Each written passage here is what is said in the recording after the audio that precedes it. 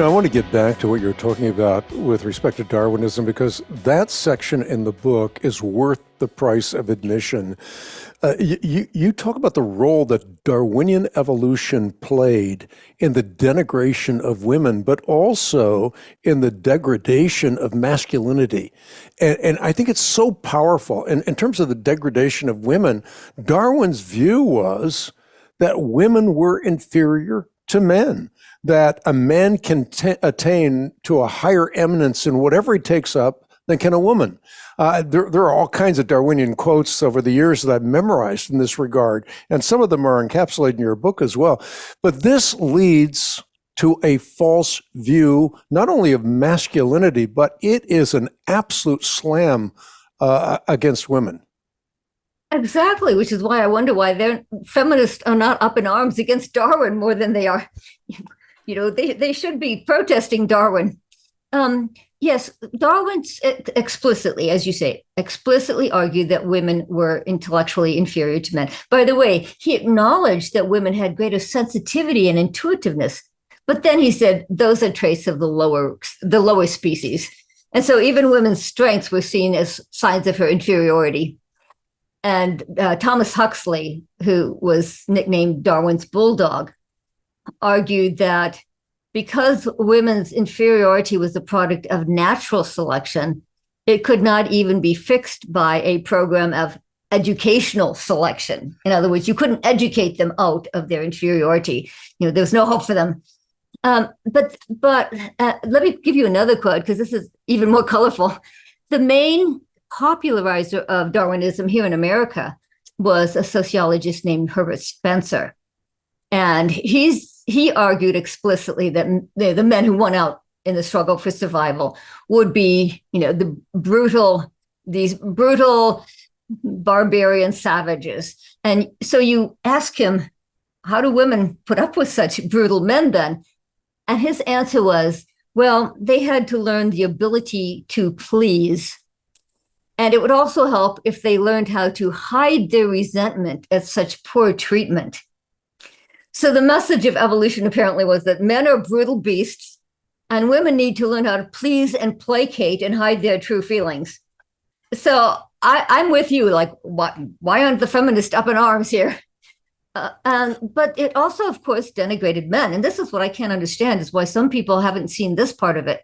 Because Darwinian thought has come back in our own day. It was called social Darwinism for a while, right? The application of Darwinism to social issues. And it was discredited in some ways. And so it's come back under the label of evolutionary psychology.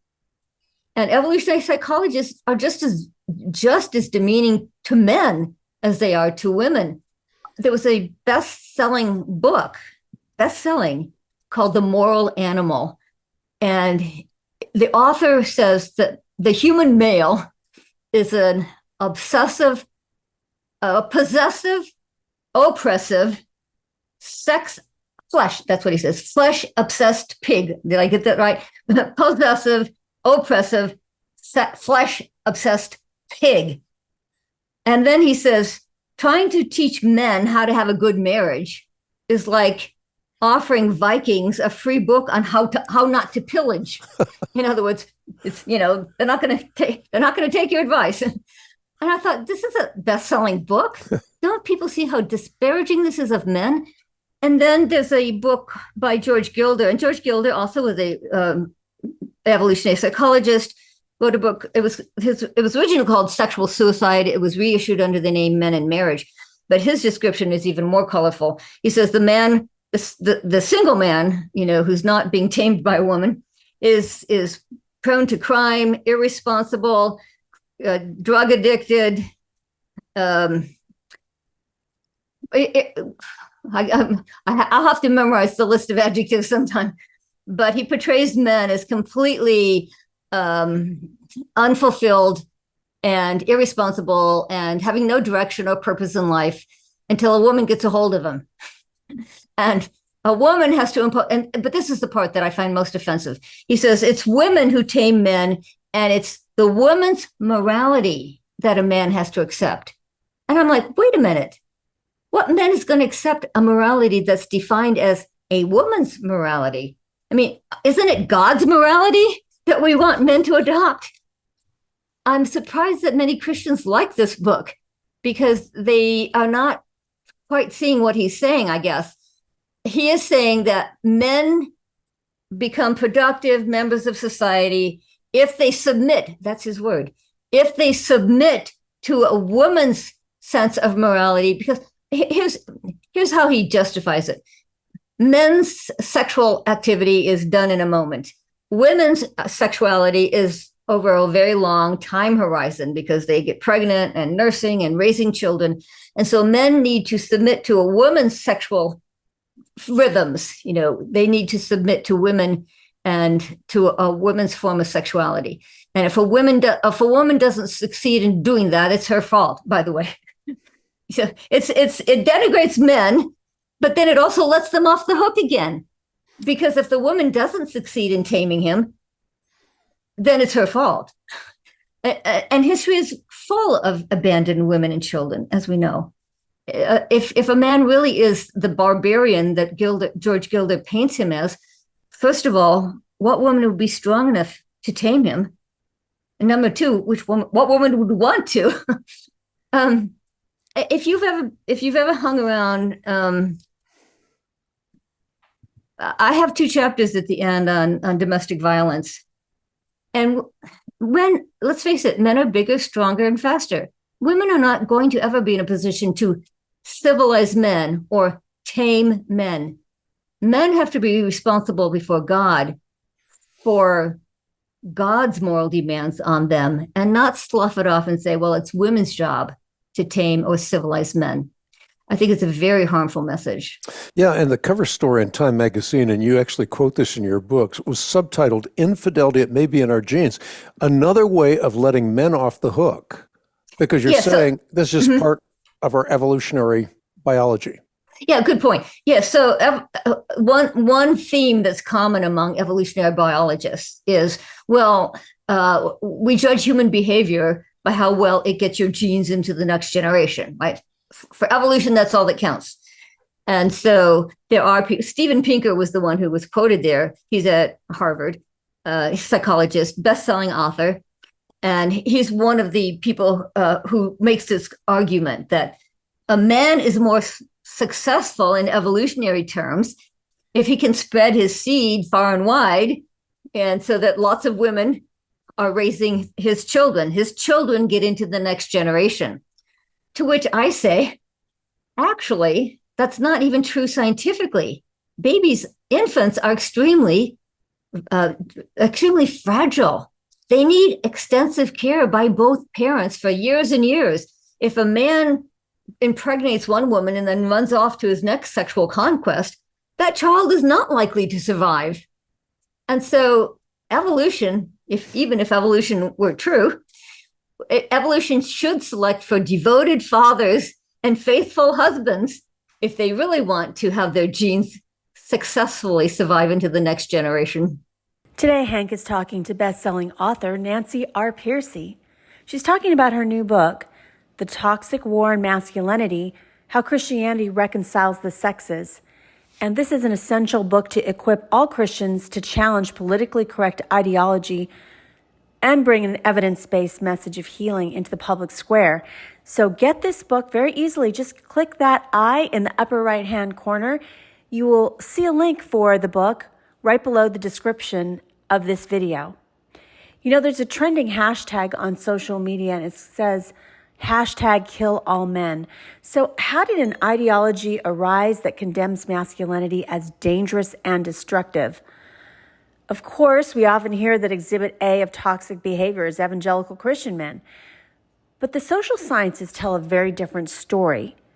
Studies find that men who attend church regularly test out as the most loving husbands and the most engaged fathers. And Nancy goes through all these sociological facts that basically explode the anti-male stereotypes, and particularly she shows that Christianity has the power to overcome actual toxic behavior and reconciles the sexes. So again, click that I in the upper right-hand corner for a link to this book, and you'll find it below the video description. Now back to the conversation with Hank and Nancy. I want you to comment on a particular quote that I got from your book. Again, all this information, The Toxic War and Masculinity. It's a book, again, that is worth reading and rereading because there are so many aha moments. But I love this quote. As Christian psychologist Mary Stewart then Lewin explains, once you have reduced all behavioral tendencies to inexorable genetic mechanisms, then humans are no more responsible for their behavior than my local ATM machine is when it fails to give me the money. I'm trying to withdraw from my account. You cannot get ethics from mechanics. So the obvious evolutionary default setting is simply that might makes right. I think that is such a powerful quote. It is so graphic, and it shows the utter bankruptcy of materialism. It does, because if we're just complex biochemical machines, we have no free will. And by the way, she was responding in particular there to two evolutionary psychologists who put out a book, it was several years ago now, on rape. It was called A Natural History of Rape. It was by a biologist and an anthropologist. And their argument was, rape is, let me back up. Any trait that exists today must have some evolutionary advantage. Otherwise, it would have been weeded out by natural selection. So they took the topic of rape and they said, well, it must have some evolutionary advantage. And so they spend the whole book trying to find ways in which rape could have some evolutionary advantage. Basically, they argue that if a man can't woo a woman, flowers and candy don't do the trick, then he may resort to coercion to fulfill the reproductive imperative, because, that's all he is a reproductive machine, right? And I actually heard them. One of the authors was on NPR back when the book first came out, and I heard him. I listened to the debate, and he said several times he used the phrase, "That's not a debatable matter." What he meant was, it's pure logic. If a trait survives today, it must have some survival value, and we need to find some survival value even in the crime of rape. And he said it's not a debatable matter. And so Mary Stewart van Leeuwen there was responding to that example and saying, well, actually, if we are just machines, biochemical machines, these guys have a point. In other words, they're being ultimately logical when they say, let's find some benefit even in rape, because there's no free will. We're just machines. We're like the ATM machine, like she says. You can't get ethics from mechanics, I think is how she said it, right? If we're just machines, mechanics, you can't get an ethical principle. And might makes right. So if the man is stronger, we're back to Marquis de Sade. Remember, sadism, the word sadism comes from Marquis de Sade, who argued men are stronger. Hey, if nature is all that exists, men are stronger. Therefore, men have a right to take whatever they can take, whatever they can get. And so that's where that quote is applying even to something like rape. It suggests that, well, it lets men off the hook again, doesn't it? It says you're just driven by an evolutionary reproductive imperative. So there's little we can do about it. This is just the male nature. And I think one of the things we need to get back to, we've talked about the counterfeit, but the real is the biblical perspective on manhood or masculinity. And the biblical view of manhood offers men a far greater dignity than the secular view, a point that you make so eloquently in the book. Yeah, you almost kind of covered already when you talked about Jesus. But there is a secular historian who makes this point very well. Whenever I can, I like to quote secular people and say, see, even they recognize it. So there was a secular historian who said, your view of God is what determines your view of masculinity. And so he starts with polytheism, the Norse god, the Greek gods. And he says, here's how he puts it. In these religions, the gods drank, they wenched, they fought, they trumpeted their power. So polytheism tends to hold up the heroic virtues. The real man is the warrior. And there's some truth to that, of course, but it's incomplete. So then he goes on to monotheism. And one form of monotheism proposes that God is so transcendent that he has no relationship to humans. This would be Islam, for example.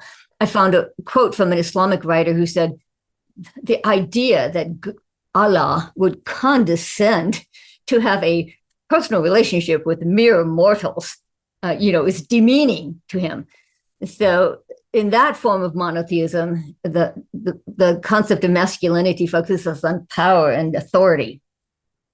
Then this secular historian says, well, there's a monotheism of Judaism, though, which is different because God does have a covenant relationship with his people.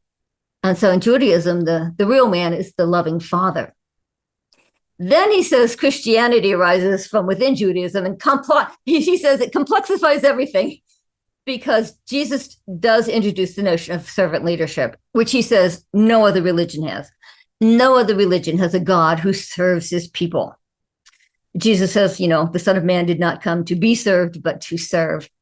And so this historian says Christianity introduced the idea that you could have power and authority also with gentleness, love, and compassion. He says, in fact, he sounds kind of puzzled because he said, Christianity actually calls certain virtues masculine virtues that most cultures have stereotypically thought were feminine virtues. But in Christianity, they become masculine virtues, gentleness, love, compassion. And so in Christianity, men are called to be both courageous and caring, right? Both tough and tender. So they are called to be whole persons. We don't want to give in to any limited stereotype of masculinity. Men are made in God's image to be whole persons. You write about this so wonderfully in the book. What makes men really happy? And what's the determining factor for true joy and happiness? And again, it gets into the biblical perspective for manhood. Yes, it made me really think about the first and second greatest commandments, to love God and to love your neighbor. Wait a minute, love? That's for men too, not just women. Right? The very notion that men's greatest fulfillment is in relationship, both to God and to people, is revolutionary. We just rattle this off and don't think about it, that men's greatest fulfillment comes from love. And of course, I also go back again to the cultural mandate because, well, especially I think in America, we have kind of an individualistic philosophy where men are not encouraged to develop their relational skills. They're not encouraged to find their fulfillment in marriage, family, and even friendship, male friendships. And so I go back to the cultural mandate. About 4 times in the book, I go back to the cultural mandate because it's so important for countering all of these stereotypes that, men are just naturally loners, they're kind of lone rangers, they find their fulfillment getting out, being the noble savage, to use that term again. No, the cultural mandate says, no, you find your greatest fulfillment, first of all, building up the social world, starting with your wife and children, your church. And you find your greatest fulfillment doing creative, productive work that serves others. I just keep calling men back to that cultural mandate over and over again. I think it's incredibly important today when even Christian books are out there saying, to some degree, there are some Christian books saying, you find your greatest fulfillment going out into climbing mountains and hunting elk. You've seen some of those books. And I think, no, we need to really teach the cultural mandate again. That the Bible isn't only about what to do about your sin. It goes back to before the fall to tell us what our inherent purpose is as human beings. Yeah, I think this is one of the reasons this book is so transcendently important, because if you have an improper view of masculinity, if you have an improper worldview, even within the Christian church, you can go off on all kinds of tangents, tangents that you write about in the book, like the tangent of muscular Christianity. And then you have all of these permutations of that. So you're looking for the solution in all the wrong places. And that secular narrative then is even being bought into by pastors in the culture and the church. Yes, I get a lot of questions about that because I think the muscular Christianity is coming back. Maybe not that exact phrase, but certainly, well, we have the Manosphere, right? I do talk a little bit about the Manosphere, these online men's groups that are promoting, an ultra masculine, hyper masculinity. We don't need women and use women just for sex, but don't have relationships with them. And there is a Christian version of the Manosphere too that's developing. And I just got an email from a former graduate student who now is teaching at a Christian school. And she said, your book is so important because many of our boys, high school boys, are following Andrew Tate. And they're even in the yearbook, they wanted quotes from Andrew Tate under their photo. And she said, we have a huge hunger among Christian young men to have a biblical, healthy, strong, respected view of masculinity. So I think you're right. If we don't get a biblical view out there, even Christian men are kind of drifting towards the manosphere. And Jordan Peterson, I think is obviously has a lot of influence even on Christian young people. And I don't think his is harmful, but when they go off, have you followed Andrew Tate? With the lawsuit now against him, the evidence is coming out pretty clearly that he is trafficking women and he is abusing them. And we have to be very careful that our Christian young men are not going off into a dangerous form of masculinity. So we need to make sure that we're giving them a positive alternative. And I think, and back to what we were talking about earlier with fatherhood, the most important long-term solution to toxic behavior in men is the father-son relationship. Today, Hank is talking to best-selling author Nancy R. Piercy. She's talking about her new book, The Toxic War in Masculinity, How Christianity Reconciles the Sexes. And this is an essential book to equip all Christians to challenge politically correct ideology and bring an evidence-based message of healing into the public square. So get this book very easily. Just click that I in the upper right-hand corner. You will see a link for the book right below the description of this video. There's a trending hashtag on social media, and it says, #KillAllMen. So how did an ideology arise that condemns masculinity as dangerous and destructive? Of course, we often hear that Exhibit A of toxic behavior is evangelical Christian men. But the social sciences tell a very different story. Studies find that men who attend church regularly test out as the most loving husbands and the most engaged fathers. And Nancy goes through all these sociological facts that basically explode the anti-male stereotypes, and particularly she shows that Christianity has the power to overcome actual toxic behavior and reconciles the sexes. So again, click that I in the upper right-hand corner for a link to this book, and you'll find it below the video description. Now back to the conversation with Hank and Nancy. I quote a psychiatrist who says, we're not going to have a better class of men until we have a better class of fathers. Because that father-son relationship is what trains boys in what it means to be a father, be a man. What is true masculinity? And a science writer wrote an article in which he said, it turns out it's not even the father's masculinity that matters. It's the warm relationship with his children. There was a 35-year-long study done on whether children adopt the religion of their parents, whether they stay Christian, in other words. This was the longest study ever done, won all kinds of awards. And what the researcher found was that, first of all, they found that fathers had more influence than mothers. If the father was a Christian, the children were more likely to follow him than if the mother was a Christian. So that tells you something right there. Men have influence whether they want to or not. The second thing he found, though, was the influence the father has is primarily due to the warm personal relationship with the children.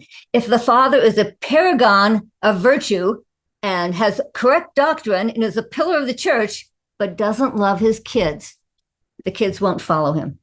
They will not stay Christian. It depends on fathers actually having a loving, warm relationship with their kids. So this is where the challenge to the church is, teaching fathers to be deeply involved with their children. And I would say also reaching out to fatherless kids.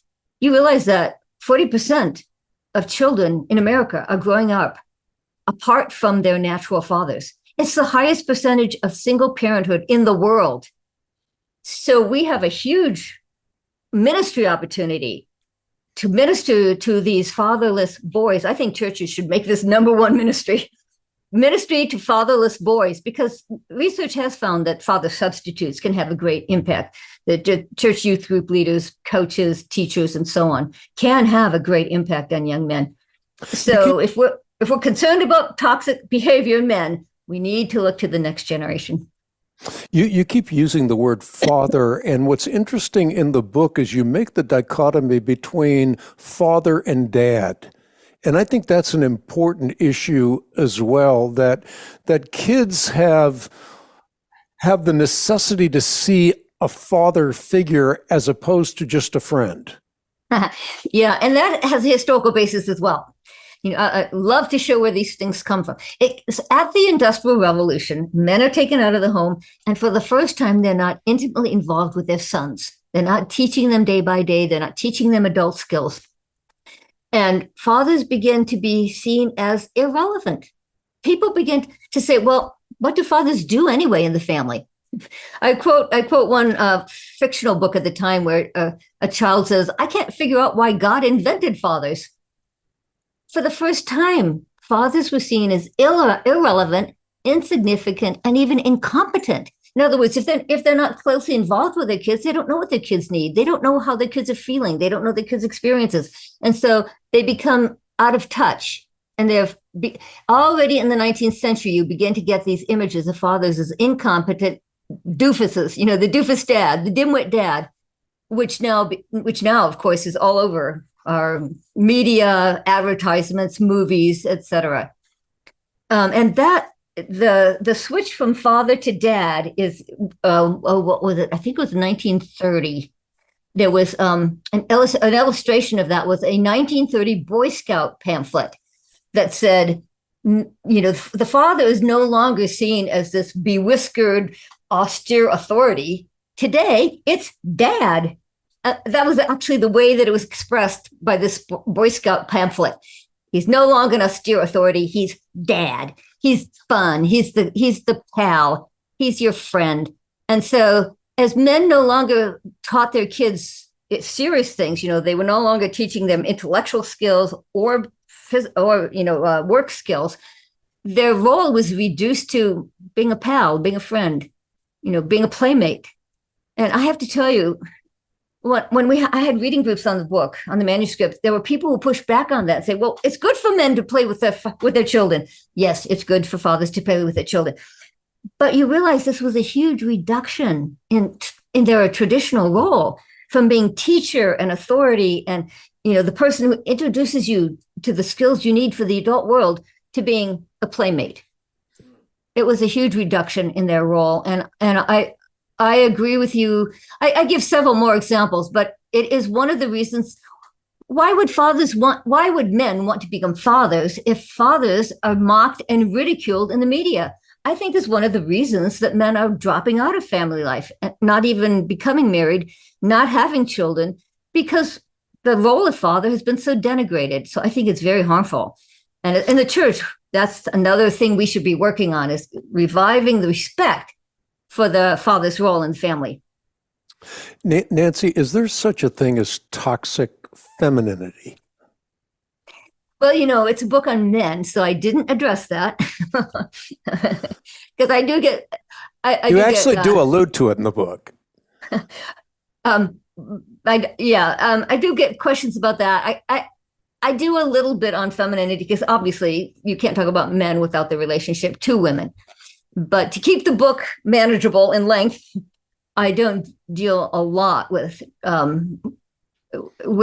feminism, femininity, toxic femininity. I'm not sure which part you're alluding to, but I would think maybe it's part of where I quote Playboy, and then I show that many of the early feminists in the 1960s had the same language as Playboy.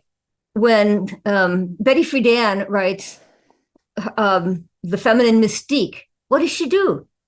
She actually sympathizes with men who disrespect their wives. She says, well, yeah, wives are just parasites. They're idle. They have nothing. They're childlike. That's what she says. They're childlike. The women who want to just be homemakers and not develop their intellect, not develop their minds, are these childish parasites. And of course, men don't like, here's the language she uses. She says, these wives become millstones around their necks. And all of the feminist leaders at that time, I give other quotes as well, all refer to the married woman as a parasite, as a leech, as I would call that toxic femininity myself, because it definitely denigrates women in their uniquely feminine role of being mothers of amazing children. No wonder so many women say, oh, I'm just a housewife, that language, because they sense the scorn and the disdain that came a lot from the feminist movement. So I think that's pretty toxic. I want to end the podcast with sort of a personal note. I would only bring it up because you bring it up in the book. You talk about the significance of having an authentic father, a father that's not a Jekyll and a Hyde, a father that's not one way in private and another way in public, and the enormous impact it has on children when fathers are not authentic. You experienced that, and that was one of the reasons you walked away from the Christian faith. Absolutely. Yeah. So I had a very abusive childhood. My father was very physically abusive. Books on abuse will sometimes say, was it open hand or closed fist? It was closed fist. And he would say, if you don't do this, I'll beat you. So he's very open about it. And a Christian psychologist read my book and said, well, we know you're not writing from an ivory tower. You're writing from the trenches. You really did have to work through yourself to a healthy, biblical, positive view of masculinity. And it is also the reason we said earlier that nominal Christian men have the highest rate of domestic violence. And so I did have to deal with that in the book. I have 2 chapters at the end on domestic violence, on how churches can respond more effectively. And so, my experience taught me a lot about how to write those 2 chapters. But the way I put it in the introduction is, in a sense, I've been writing this book my whole life, because when trauma is that severe, it does take your whole life to recover from it. And the interesting part of it, which I had not ever told anyone, well, I haven't talked about my father ever in any of my previous books, but also I haven't talked about the healing I got. It was at L'Abri. At L'Abri, we talked about that at the beginning of the podcast. At L'Abri, not only did I discover apologetics, which was hugely influential, but on staff at L'Abri was a psychiatric social worker. And she was there because she understood that for many people, the barriers to becoming a Christian are not only intellectual, but also emotional and psychological, especially in Christian families where maybe it's bound up with, reacting against your parents. And of course, as my intellectual questions were answered, then I was free to start thinking about, well, wait a minute. I think I do have some emotional barriers too, because whatever my father was, I did not want to be. If he was a Christian, I didn't want to be a Christian. Whatever he was, I wanted the opposite. So it was a big part of both becoming a Christian, having to work through the trauma of my childhood, but also a lot of my growth as a Christian has been in very deep emotional and psychological healing. And so, but what I think is, what I'm very grateful for is I got both of those at L'Abri, right? At L'Abri, I got both the intellectual input and the beginning of spiritual healing. The psychiatric social worker was named Sheila Bird and called her Birdie. And I had just never experienced the quality of love that I experienced with Birdie. When I left L'Abri, when I prayed, I kind of thought of Birdie in the sky, you know. I thought of, okay, God's love is going to be like Birdie's. You know, if you have a human example of that kind of love, it really helps you to experience God's love the same way. And love is what heals. It's hard to explain, but love heals. You know, if you can work yourself to a profound, deep, transformative experience of God's love, that is what ultimately heals that kind of trauma, that kind of emotional wounding that you may carry from your childhood. Yeah, this is such an incredible book. It underscores the importance of a healthy biblical view, as you said, of masculinity. You are a brilliant writer, a great communicator. You have used your life to make a difference in the lives of so many people. I've certainly been impacted by your life and ministry, and I truly love this book. I think it as you said somewhere in the podcast, nothing is more important in terms of pillars to civilization than family. And so when you have a toxic war on masculinity, that affects the entirety of the human race. And so I think this is a book that needs to be read, not only read, but studied. And one of the things I appreciate that you did in this book is you put a very comprehensive study guide in the back of the book, so that people can take this and not just read it, put it away on the shelf, but actually make a difference. This is part and parcel of rescuing a declining Western civilization. And I am deeply grateful that you wrote this book. Oh, thank you so much. I appreciate that. And I totally agree with you. I do think the family is the center of civilization.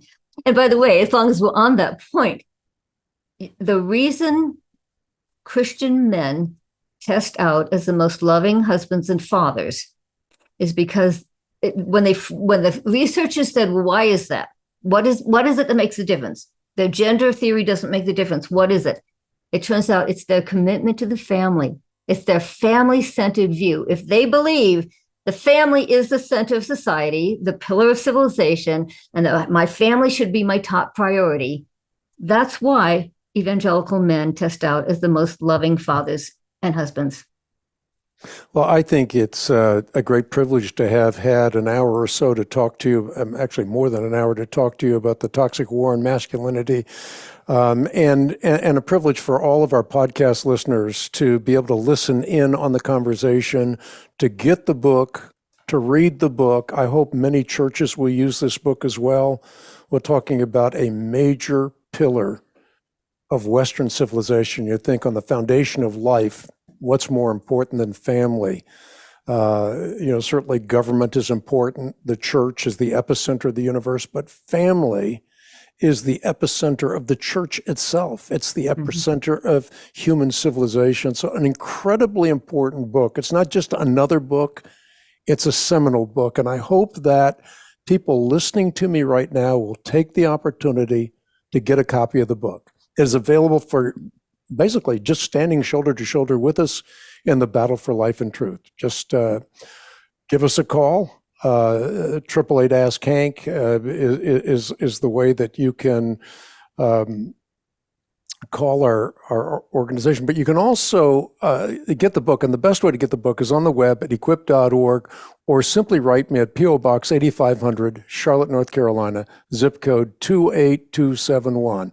And by the way, if you enjoy the podcast, please subscribe, rate, and review. It helps a lot. Nancy, once again, thank you so much. You have blessed our audience. Thanks for having me. And I have to tell you, you asked the most probing and interesting questions. So this has been wonderful. Bless you, Nancy. I appreciate you. I follow your ministry, and I'm deeply appreciative of the difference you're making while there's yet time. Today, Hank is talking to best-selling author Nancy R. Piercy. She's talking about her new book, The Toxic War in Masculinity: How Christianity Reconciles the Sexes. And this is an essential book to equip all Christians to challenge politically correct ideology and bring an evidence-based message of healing into the public square. So get this book very easily. Just click that I in the upper right-hand corner. You will see a link for the book right below the description of this video. You know, there's a trending hashtag on social media, and it says, #KillAllMen. So how did an ideology arise that condemns masculinity as dangerous and destructive? Of course, we often hear that Exhibit A of toxic behavior is evangelical Christian men. But the social sciences tell a very different story. Studies find that men who attend church regularly test out as the most loving husbands and the most engaged fathers. And Nancy goes through all these sociological facts that basically explode the anti-male stereotypes, and particularly she shows that Christianity has the power to overcome actual toxic behavior and reconciles the sexes. So again, click that I in the upper right-hand corner for a link to this book, and you'll find it below the video description.